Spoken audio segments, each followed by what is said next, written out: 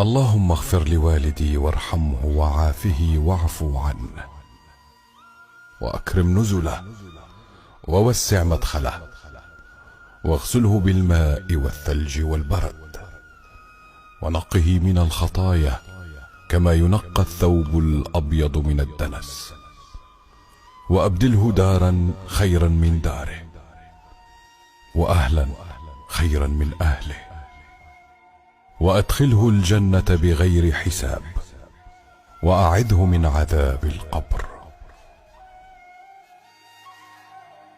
اللهم واجعل قبره روضة من رياض الجنة ولا تجعله حفرة من حفر النار.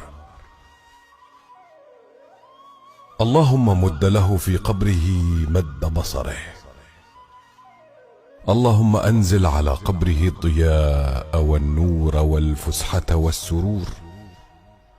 اللهم أفسح له في قبره ونور له فيه برحمتك يا أرحم الراحمين. اللهم ثبته عند السؤال. اللهم ثبته عند السؤال. اللهم ثبته عند السؤال. اللهم انقله من ضيق اللحود والقبور إلى سعة الدور والقصور في سدر مخضود وطلح منضود وظل ممدود وماء مسكوب وفاكهة كثيرة لا مقطوعة ولا ممنوعة وفرش مرفوعة مع الذين أنعمت عليهم من النبيين والصديقين والشهداء والصالحين.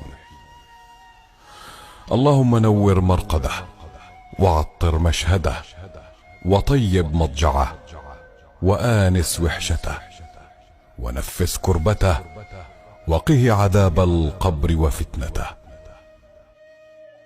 اللهم إن أبي في ذمتك وحبل جوارك، وقه فتنة القبر وعذاب النار، وأنت أهل الوفاء والحمد لك.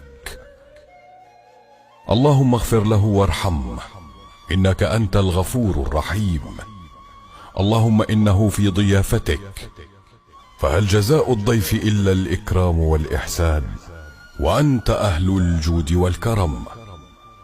اللهم استقبله عندك خاليا من الذنوب والخطايا، واستقبله بمحض إرادتك وعفوك وأنت راض عنه غير غضبان عليه برحمتك يا أرحم الراحمين. لا إله إلا الله العظيم الحليم. لا إله إلا الله رب العرش العظيم. لا إله إلا الله رب السماوات ورب الأرض ورب العرش العظيم. اللهم أدخله بمنك وكرمك جنات النعيم. اللهم إني أسألك الفردوس الأعلى نزلا له. اللهم وابني له بيتا في الجنة واجعل ملتقانا هناك. ربنا وارزقنا الصبر والسلوان. ربنا لا تؤاخذنا إن نسينا أو أخطأنا. ربنا ولا تحمل علينا إصرا كما حملته على الذين من قبلنا. ربنا ولا تحملنا ما لا طاقة لنا به.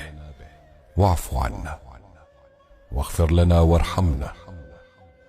أنت مولانا فانصرنا على القوم الكافرين.